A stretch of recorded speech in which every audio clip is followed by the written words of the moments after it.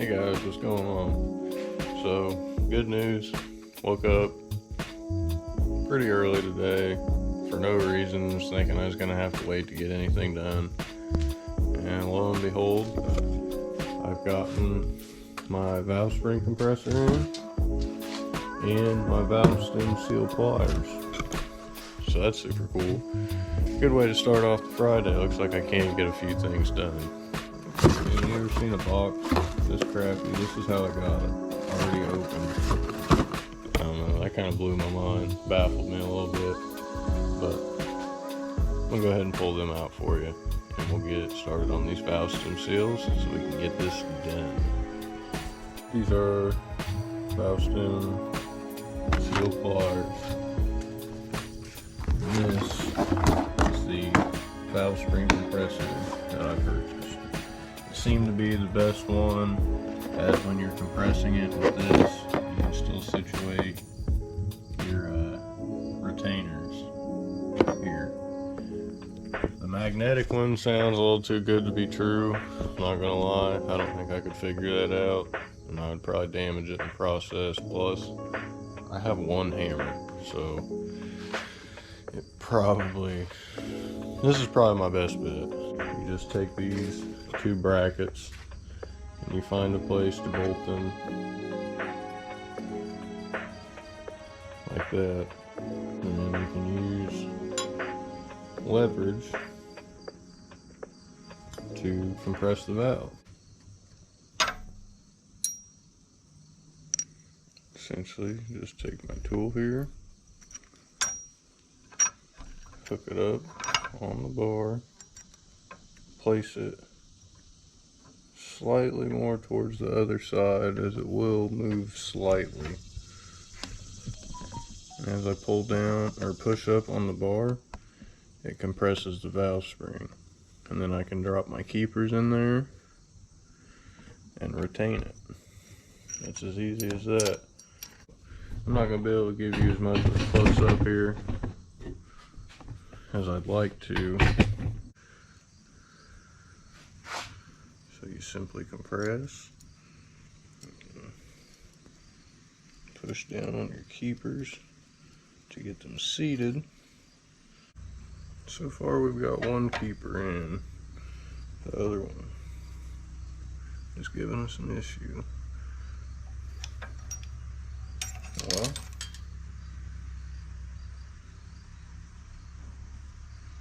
that may be bad. Oh, no way. No way, no way.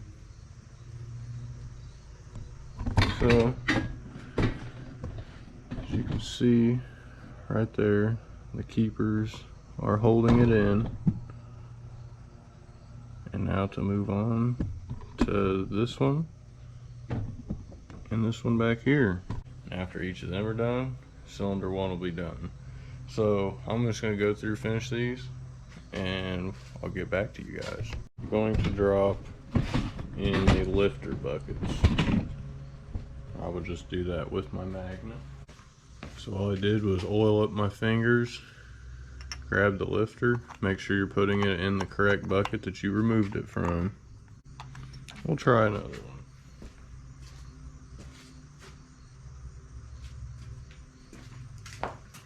This side.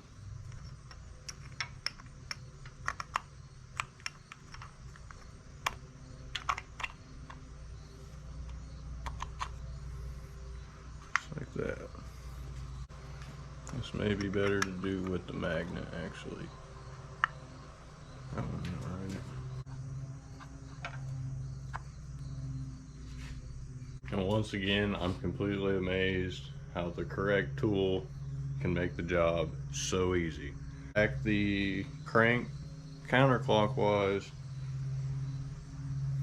barely, just so I can pull the rope out of the first cylinder, and then I'll move it to the second.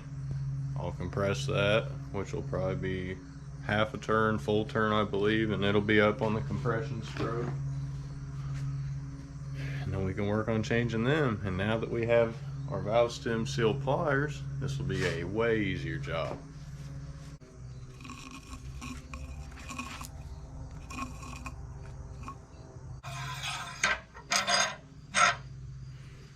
So now, essentially I'm going to show you how fast one cylinder can be done. Still need a magnet. Aha! Don't be like me. Put your rope in your cylinder before starting. Cylinder 2 is finished. Now to just put the buckets back on. Alright, so now I've got the first, second, and third cylinder all done. What I'm going to do is fill the fourth cylinder with rope. I'm going to time myself on how fast I can do all four of them, because it went from me taking an hour to 3 hours to take one valve off without the right tools to doing a whole cylinder in maybe 30 minutes so far. If I move the bar down one slot, it helps using or doing the intake side a lot more. It lines it up straight instead of having to line it up crooked so you get room to wiggle it correctly. Now I'll be starting the timer.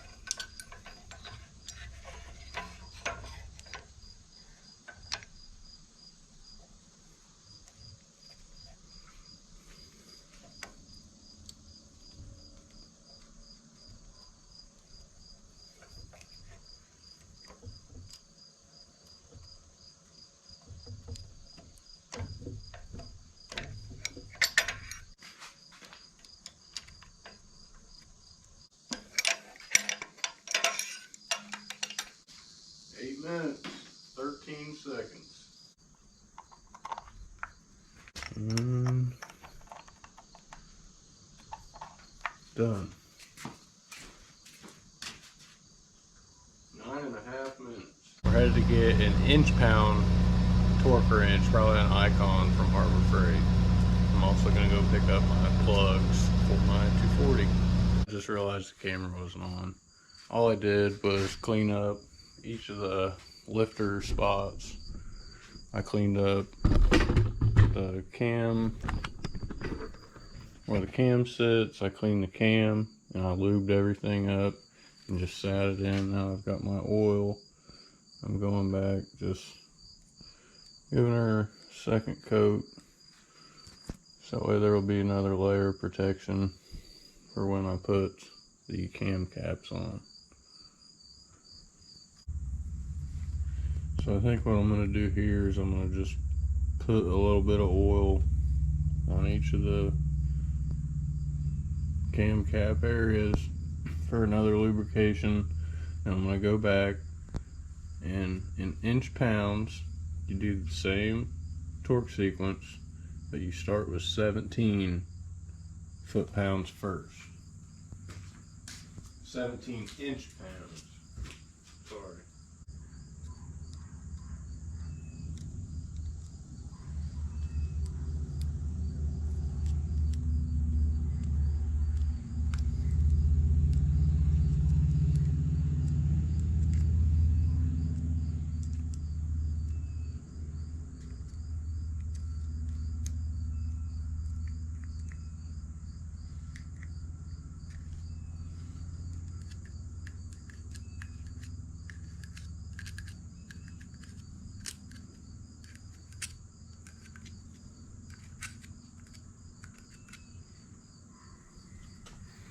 So now 17-inch pounds.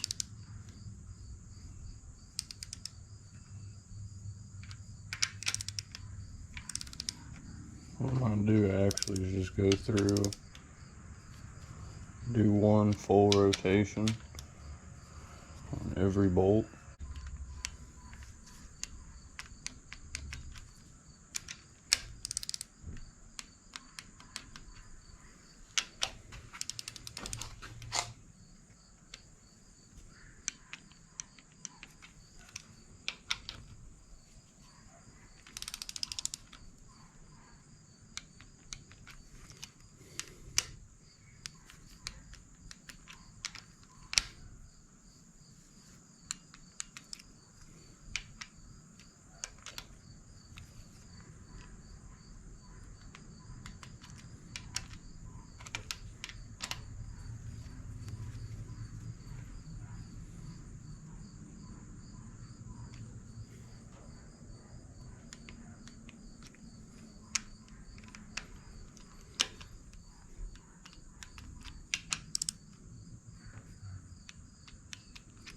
Let's take them all to 17.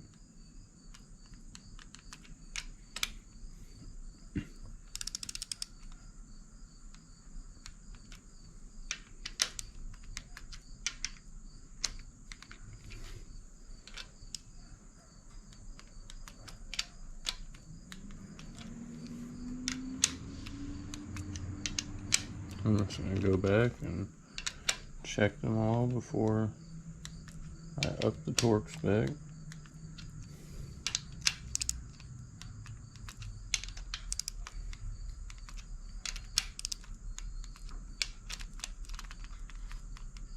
Alright, the torque spec says like 70 to 100, so I'm at 95.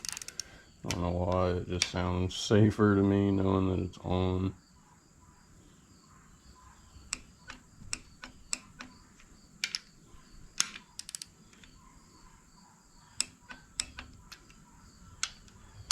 And because it's a cheaper torque wrench from Harbor Freight, so I'd rather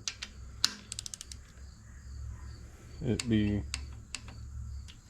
a tighter rating but not actually be as tight, so I'm achieving the correct torque spec at least.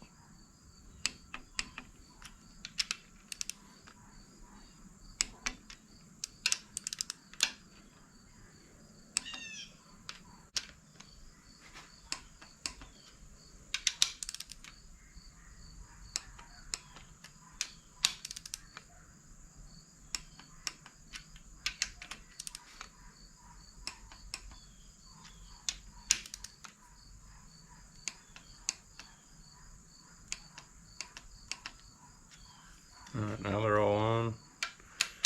Just gonna give it another verification, as I'd much rather be safe than sorry.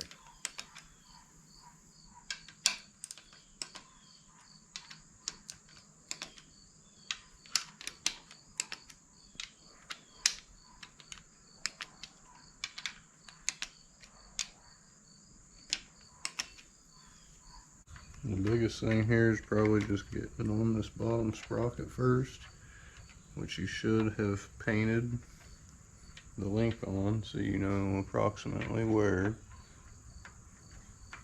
So what you will need, since I didn't have, is something on the crank pulley. So that way you will be able to slightly move the chain so you can get your correct slack to be able to put your gears on. So the way it looks is I'm going to need to put a wrench on the cam. I can rotate this cam back ever so slightly, just like that. Slightly move your cam back so you can slide the gear on. And you want to verify your dot with each of your paint marks that they are in the same spot and that your crank is at top dead center, which it is now. Sweet.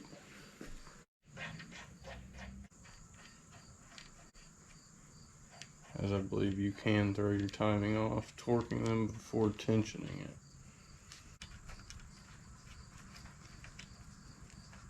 So what I've seen is the torque spec for this is 56 to 66 inch-pounds.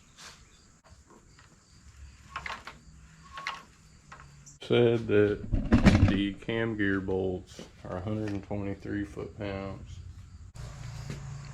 Pretty much what I'm going to do to keep it from spinning is I have a bolt or a wrench on the crank. I'm going to just put it between my legs. What I'm going to do now is grab some spark plugs, drop all 4 of them in so they'll be fresh, and probably get to cleaning up some of this. Because if I ever had to pull all this off again, the head's just coming off. I've got these edges RTV'd. Now to place it on straight,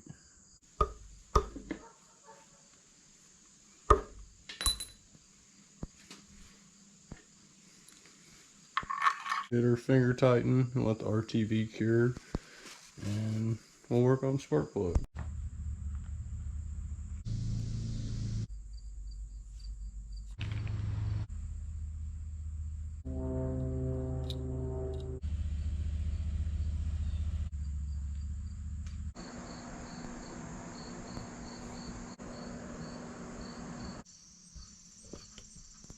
That's just sprayed with the rust converter.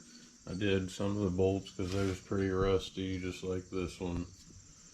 This was pretty rusty, but I didn't do that because it just flake off where the hose sits at. I'm about to work on getting the crank off because it's pretty rusty and crusty. I think it would really benefit from a spray. What I'm debating on now is I need to get another valve cover because I don't want to just have this one painted or something and have it sitting here the whole time. I'm on a debate between wrinkle black and purple. So I also didn't think it through with the oil pan on, I guess probably because I wasn't going this route at that point when I resealed it. But the oil pan is going to have to come off. I got to take it off, drill a hole in it, and have a bung welded into it so I can have a turbo oil drain, which I'm not going to do that until I get the manifold and turbo so I can work out exactly where it's going to drain to before I just get all crazy drilling holes in the oil pan.